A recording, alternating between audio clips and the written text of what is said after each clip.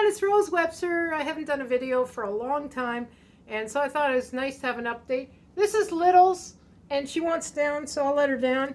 It's today is 3:30 p.m. December 28, 2022, and I just want to update you on some things.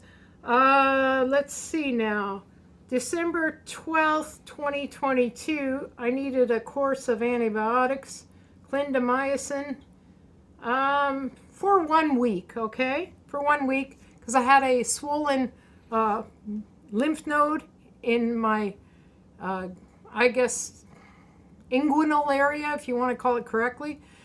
And today, and actually the last week, as I was tapering off this, or going off it, and I finished it completely, I noticed my left knee getting kind of itchy, and then it ended up getting a little swollen.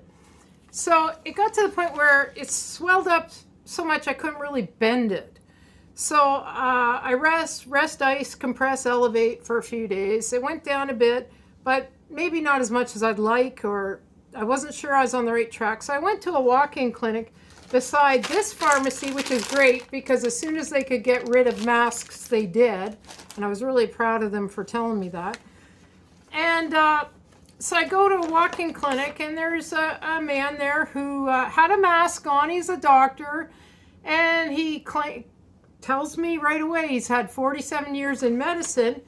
And I said, okay, well, great. I didn't like that he had a mask on because it told me he already fell for this nonsense.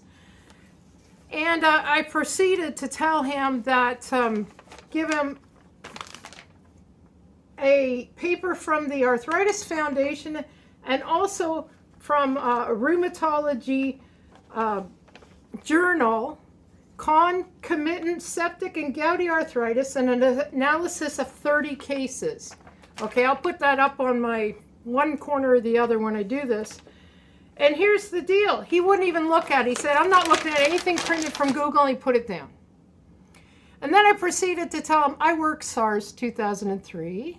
I studied nursing, prosthetics. I was a twice certified COA in ophthalmology.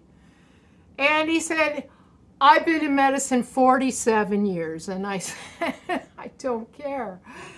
And I said,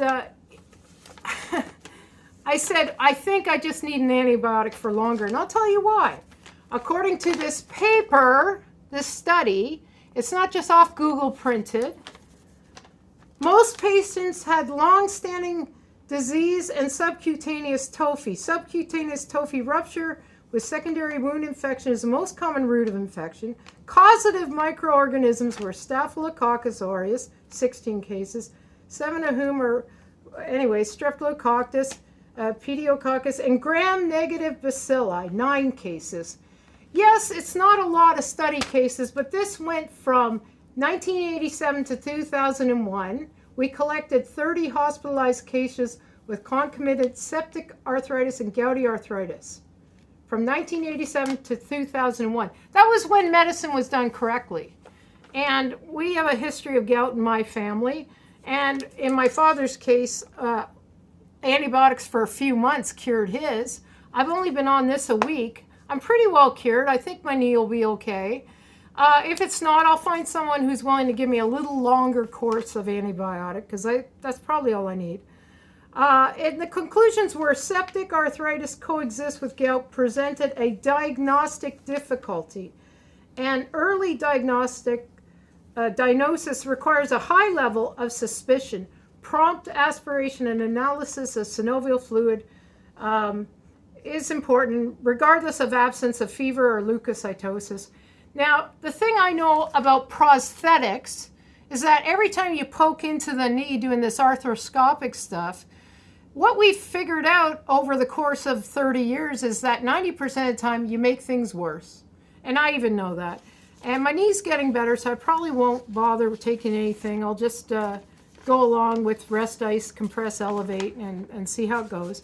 But also with the Arthritis Society, infectious arthritis, well, it notes here, antibiotics often stop the infection in a few days, but in some cases, they must be given over several months. And it notes that septic arthritis comes on rapidly, which this did. and include intense swelling, pain, fever, chills. Infectious arthritis typically strikes the knee, hips, ankles, and wrists. May also be affected. Rarely it affects more than one joint. And my left wrist was affected for a couple days about a week ago, but it resolved on its own. So this man just, my 47 years of medicine, and do you want me to tell you what you think? And I said, no, the mask gave you away. So I left.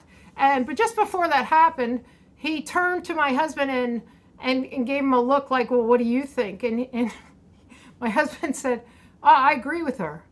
So here we have a boys club. I said, well, good luck with your boys club and your time left. But I would start recording everything you do with any doctor, because we have inordinate amounts of gram-negative via geoengineering and Wolbachia-infected 80s releases that were as close to Canada as New York in 2016. And also in 2010, the EMA found rickettsia, which Wolbachia is included in that classification. We found the EMA found rickettsia in a few batches of vaccines. Batches are many vaccines, millions, I believe. I forget what a batch, but they did find it in 2010. So, medicine's corrupt, and I would just recommend you keep on taking really good care of yourself. Look for doctors that won't wear a mask when they see you. Take care.